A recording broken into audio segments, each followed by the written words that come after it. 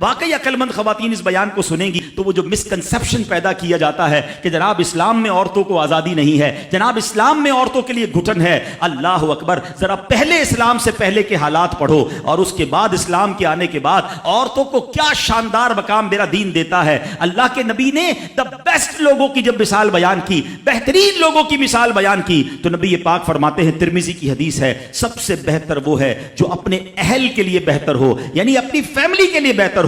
اور آقا فرماتے سنو میں تم سب سے زیادہ اپنے اہل کے لیے بہتر ہوں۔ نبی پاک سب سے زیادہ اپنی فیملی کے لیے بہتر۔ نبی پاک علیہ الصلوۃ والسلام سے ایک شخص نے پوچھا، حضور شوہر پر بیوی کا کیا حق ہے؟ تو آپ نے فرمایا جب وہ کھائے یعنی شوہر کھائے تو بیوی کو کھلائے، جب لباس پہنے اسے بھی پہنائے، اس کے چہرے پر نہ مارے، اسے بدصورت نہ کہے، اور اگر سمجھانے کے لیے اس سے علیحدگی کرنی پڑے تو گھر میں ہی علیحدگی کرے۔ اللہ اکبر۔ ایک بار حضرت عمر فاروق رضی اللہ عنہ کی بارگاہ میں، سنیے گا، بڑا دلچسپ واقعہ۔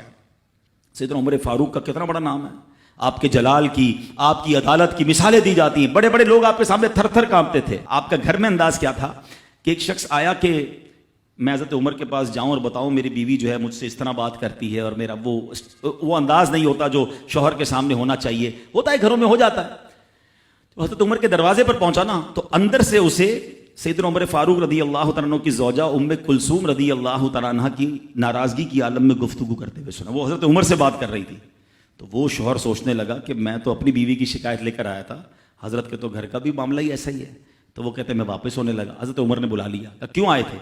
تو کہا کہ میں تو حضرت اپنی بیوی کی شکایت کرنے آیا تھا، مگر میں آپ کے دروازے پر آیا، آپ کا بھی معاملہ ہی ایسا ہی ہے، تو میں سمجھ گیا ہم دونوں ایک ہی معاملے میں ہی ہیں۔ اب حضرت عمر نے جو ان کی تربیت فرمائی نا، آپ نے فرمایا میری بیوی کے مجھ پر چند رائٹس ہیں، چند حقوق ہیں، مجھے اس سے چند فائدے حاصل ہوتے ہیں جس کی بنا پر میں اس سے درگزر کرتا ہوں۔ پہلا یہ کہ یہ میرے لیے جہنم کی آڑ ہے، میرا دل اس کی وجہ سے حرام کاموں سے بچا رہتا ہے۔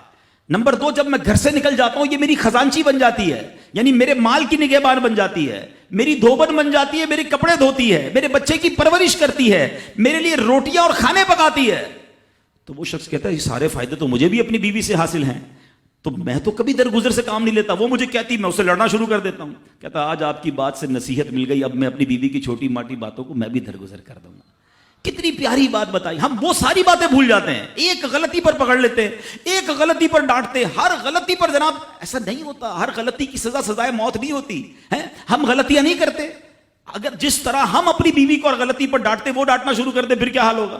تو ایسا نہ کرے، وہ بھی دل رکھتی ہے۔ ہم نے کسی انسان سے شادی کی ہے، کمپیوٹر سے نہیں کی، ٹھیک ہے نا؟ تو کمپیوٹر بھی آج کل وائرس آ جاتا ہے، تو وہ تو انسان ہے، غلطی ہو گئی، کوئی بات نہیں۔